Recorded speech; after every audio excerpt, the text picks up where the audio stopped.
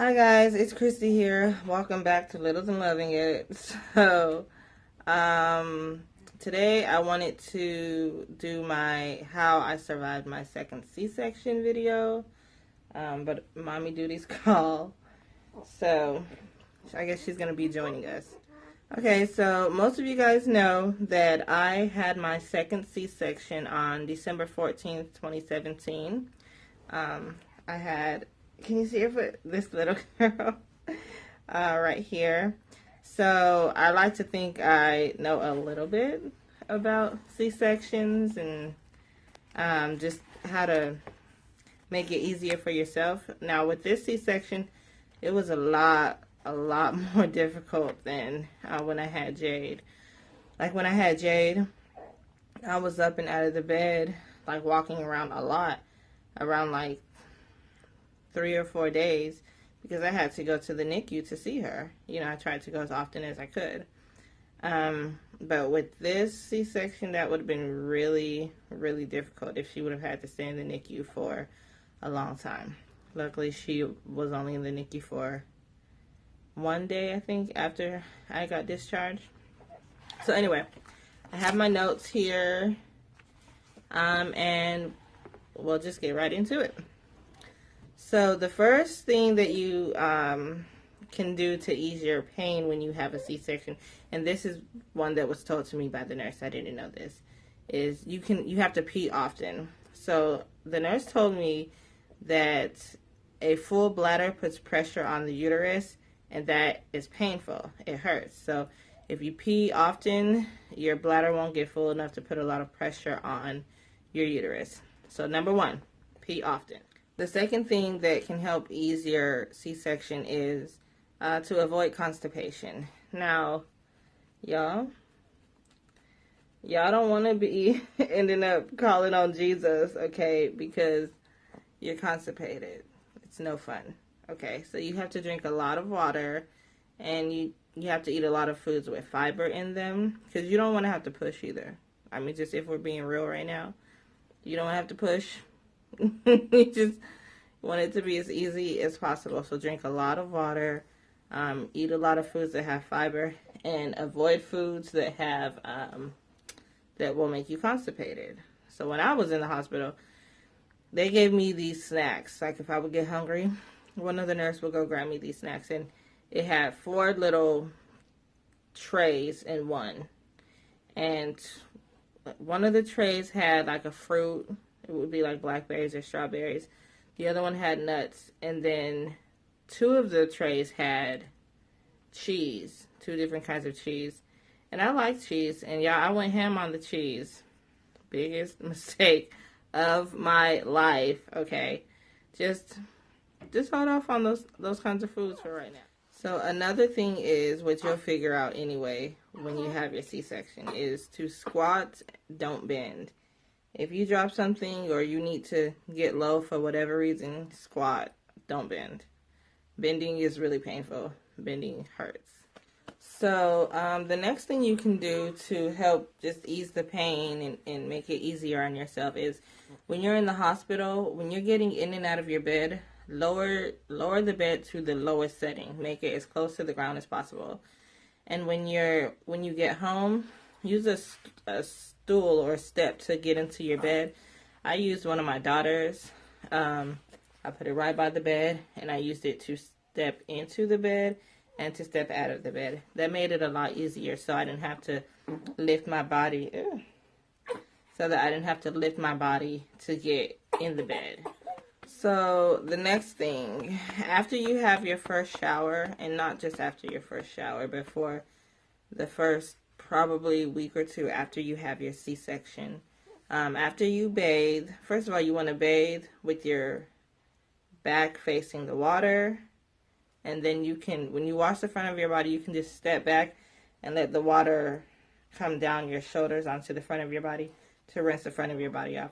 You don't want the water to be hitting your stomach, because even if it doesn't hit the scar, your stomach is sore. It's not just the scar that is painful. Like for me, just above my navel and down, all of that was sore.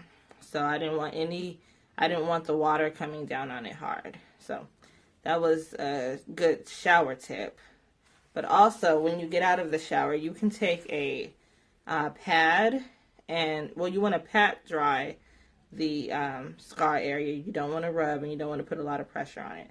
When you pat it dry, and then you can take a pad and put it up against the scar, and then just put your underwear on, put your pants on, or whatever you're going to wear. And the pad will help keep the incision dry. So you can do that, or you can take a blow dryer. One of the doctors told me that sometimes they advise that we take a blow dryer when we get home, and after we get out of the shower, just blow dry the area. But I never did that. I always used a pad. It was just more convenient. Alright guys, now after you have a C-section, of course your stomach is really sore, and the last thing you want to do is cough, sneeze, or laugh. All three of those things hurt really bad after you have a C-section. So the best thing you can do while you're in the hospital is put a pillow up against your stomach in order to cough, sneeze, or laugh. Of course, you can just kind of avoid laughing if possible. But the coughing and sneezing, I know I had a lot of phlegm in my chest after I had Hayden, and I was coughing a lot. Oh, God, it was awful. It did ease the pain to put the pillow right up against your stomach and hold it as tight as you can stand it and cough. It keeps your stomach from moving around. Okay, now, you guys, if you get steri strips, I've only ever had steri strips. I'm not sure what else they use. But if you get steri strips to hold your incision together, I think that's what they're there for anyway. After about 10 days, you're going to want to take them off because they start to stink.